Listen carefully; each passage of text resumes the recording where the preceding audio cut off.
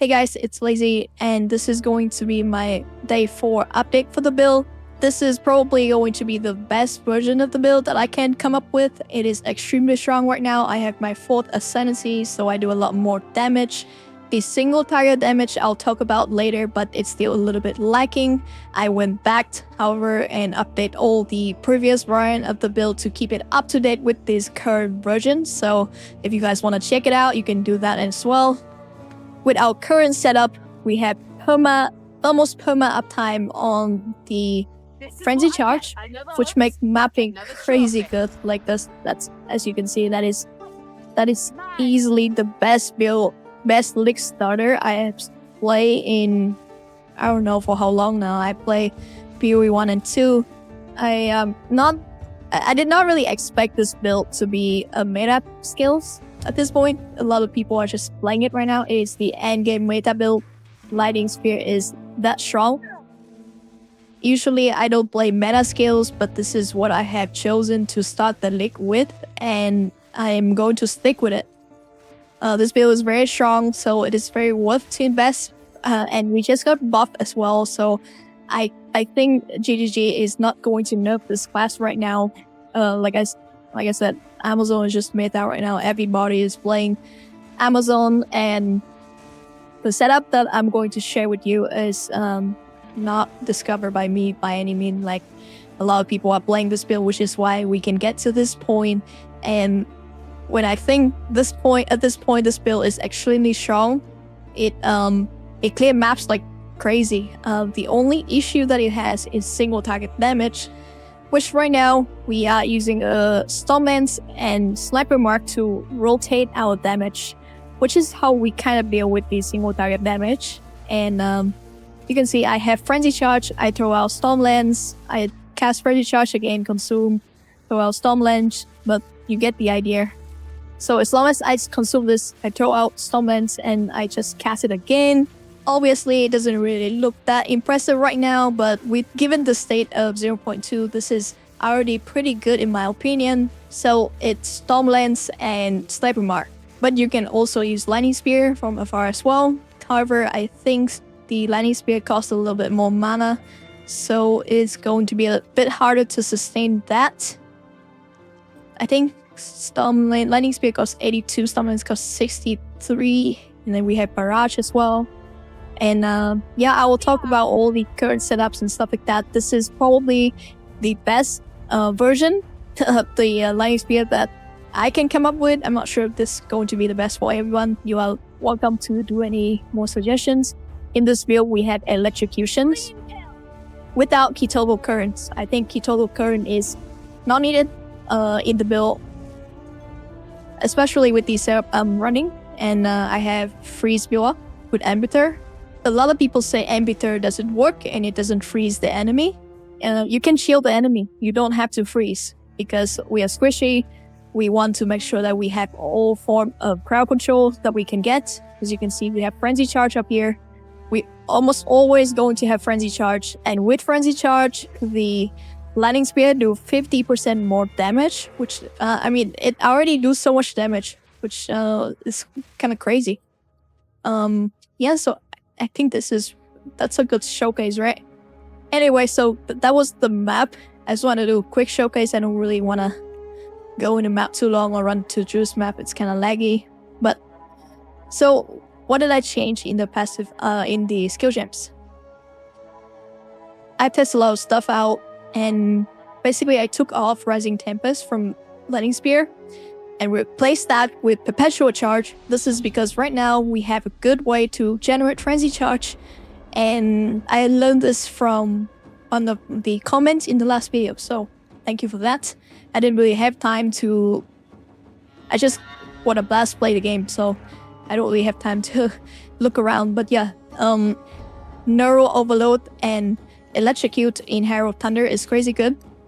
I kind of already knew about this, but I didn't really think about it. So prime enemy for electrocutions is 40% electrocution build up, which is not that hard, and rare at 60 and unique at 70%. But basically you can electrocute the normal monster of the maps, and as long as you electrocute with just a simple Herald of Thunder, because we get Herald of Thunder all the time, you can proc it very easy with Lightning Spear, because we throw Lightning Spear out, we shock enemy, and we kill them. And anytime that you kill a shock enemy, you have Herald of Thunder stacks. Make sure that you quality up all your gems. Very good. Quality up all your damage gems. And you can kind of see here that because I dropped Deadly Harrow here for these 2 support gems, and then I also dropped Clarity there, and which mean I get back a total of 30 spirits. Which mean that I am now can run Wind Dancer, and even though Wind Dancer was nerfed, it does give 10% more evasion rating per stage, and we have 3 stage. Before 20% quality used to give 1 more stage, but right now it was just nerfed. So my evasion at this point is 61%, which is not crazy good, but I haven't really died in a while now, from pretty much from 88 to all the way to 89, and given my experience with all the glass cannon build that I play, and this build is probably the tankiest one out of them all, honestly. So as long as you can pilot your characters, you're not going to die.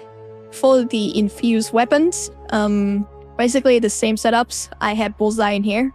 A lot of people ask if I can swap Bullseye here.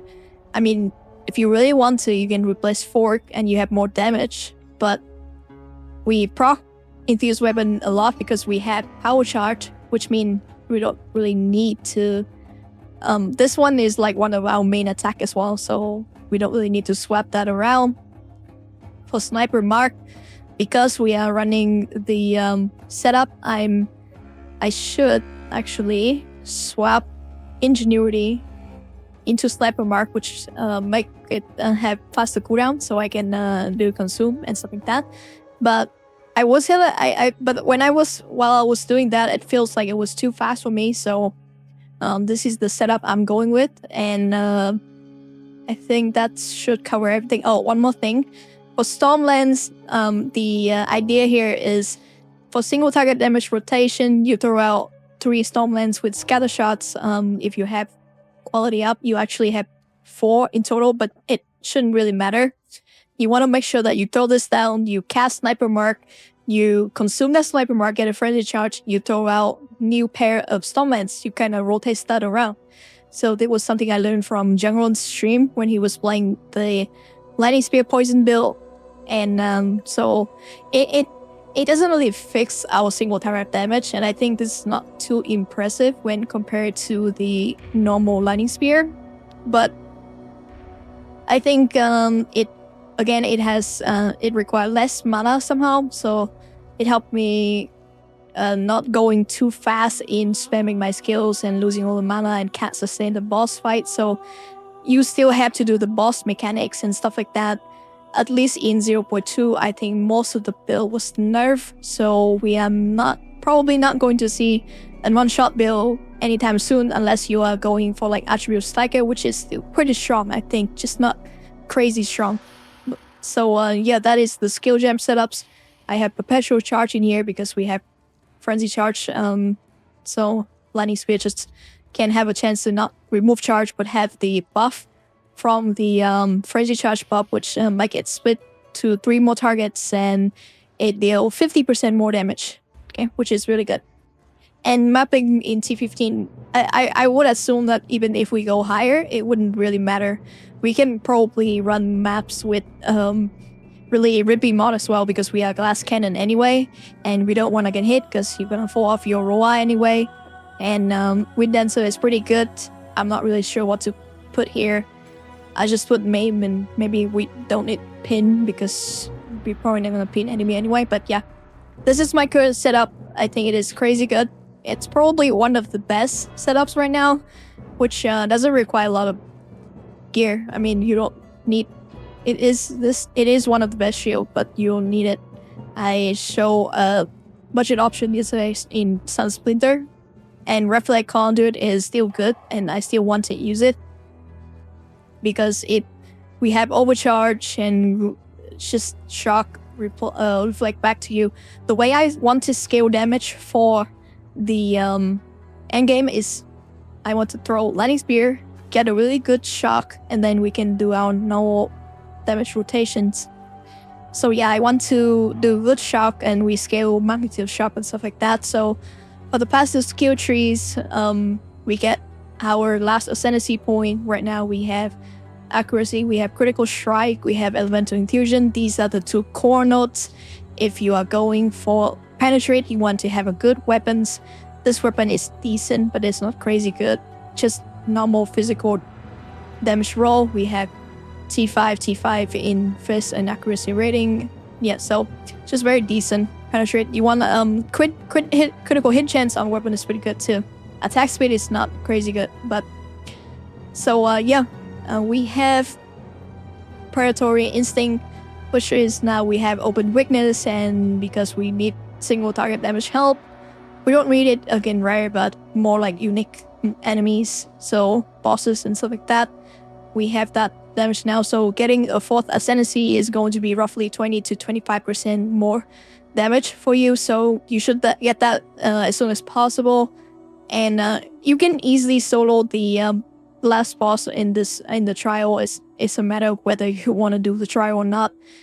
The trial itself is actually quite easy. You can clear the 4th boss as well because it was kind of nerfed. What matters is your RNGs, your boons, and stuff like that. It took me like less than 2 minutes to fight the endgame boss because I have the good boons. And one more thing I want to talk about the passive skill trees is if you don't have a perfectly rolled Beacon of Aziz, so this one go from 10 to 15, you can take a 12 to spirits roll, and you can actually spend 1 point in here to have 5% reduced reservations. Let's see if I can take off some point here and put it in here. And I would have 3 more spirit, which means I don't need a perfect roll, and it would save you some money. But when you have the money, just get a perfect roll one so you save a passive skill point. Yeah, that's the trade-off there. And for the items, didn't really change too much. I think I didn't really get any upgrades. My resistance is not even capped. Yeah, so I just don't feel the need to do the investment right now, just because this build is that strong. I got a few questions on why the crit chance that are so close to each other, the range and the melee part. This is because I have Farsight, which reduce penalty to accuracy rating at range. This is very good for a build like us because we want to stay at range, and our lightning bolt also travel really far. So I'll say this node is really good, and then this node is very good, death from afar. So yeah, just kind of get them. And path over here, pretty much everything is the same. I didn't really upgrade my jewels, but right now in the current state of the build, what you are looking for on the jewels, you should look for, I would say magnitude of shock is good, we have crits is good, accuracy rating is something you can get from ammo as well. Something I look for in this build is actually pretty hard to get jewel slot. They remove a lot of it, so at most I can see ourselves getting 3 jewel slot. We get 1 here when we get to the next level, and 3 more level and we can grab 1 here. So jewels is important, but it's not that important because we just don't have access to it right now. So I think that's about cover everything I want to talk about. This is basically the change. Just remember Herald of Thunder, Neural Overload, and Electrocute is going to make mapping a lot smoother. And I have updated the current Mobalytics splitting guide to reflect this setup, so you guys can check it out there. And Storm Lens for single target damage. You have Scatter Shot, so you just need to rotate between 1 Storm Lens, 1 cast of Sniper Mark, consume the Sniper Mark, throw out Storm Lens, consume, rise and repeat. Just don't throw them out too fast, and you would be wasting your Storm Lens that is getting propped by Sniper Mark. And yeah, so that's going to be it for this updates. Hopefully you guys are enjoying the build, and this change is definitely going to make mapping a lot more fun for you guys. And just remember that I have went back into the build guide, update everything from the Act 1 to all the way to the end game setup, so you guys can follow along. with the new setup. So yeah, that's about it. Thank you so much for watching, and I will see you guys in the next one.